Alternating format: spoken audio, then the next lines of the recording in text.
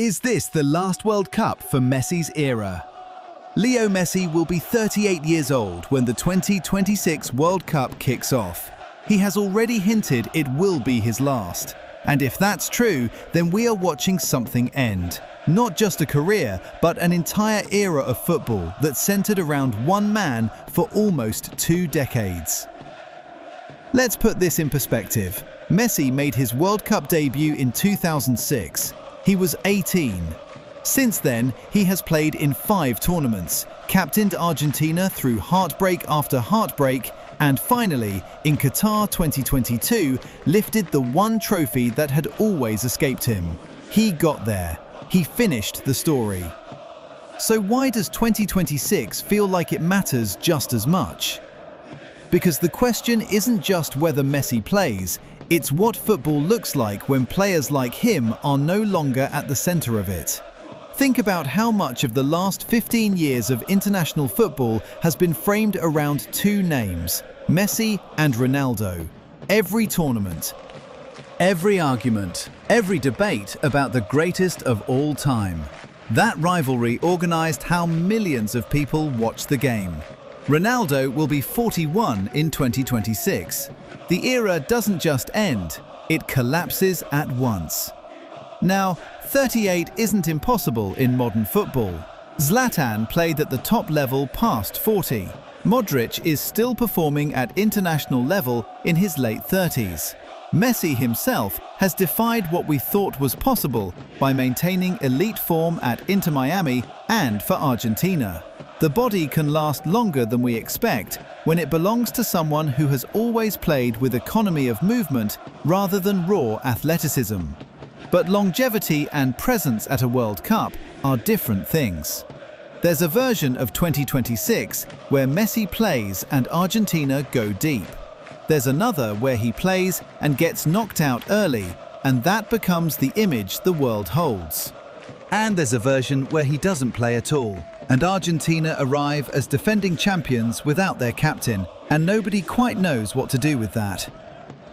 All 3 scenarios feel significant, because for a generation of fans, Messi wasn't just a player you watched, he was the reason you watched. That's not something you replace with a name. The players who come next are genuinely talented. Pedri, Bellingham, Vinicius, Yamal. A new Argentina generation is already forming around Enzo Fernandez and Julian Alvarez. The football will continue, and it will be excellent. But the specific gravitational pull that Messi created, that feeling that any game he was in could produce something you had never seen before, that is not transferable. You don't replace Messi, you move into a different kind of football.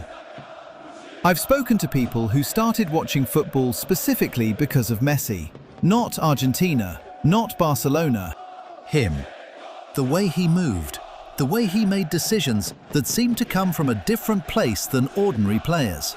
And when I ask them what they'll do when he's gone, most of them go quiet for a second. That silence says something. There's also the Argentine angle that rarely gets discussed. Winning in Qatar changed something for that country. A nation that had waited 36 years finally had its moment, and Messi was at the center of it. If 2026 is his last tournament, Argentina will carry that differently.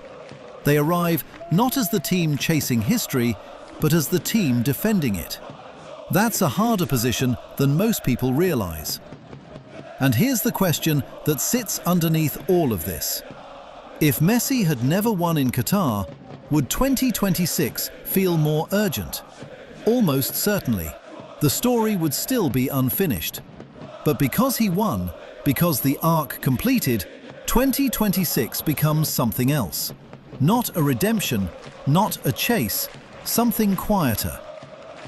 A farewell that doesn't need to be a triumph to mean everything.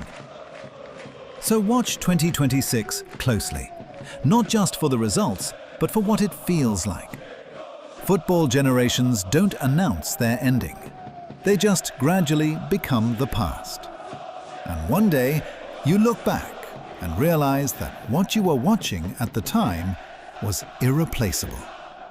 We're at that moment now, and we almost certainly won't appreciate it until it's over. If you think Messi should play in 2026, or if you think Qatar was the perfect ending, tell me in the comments. I want to know where you stand.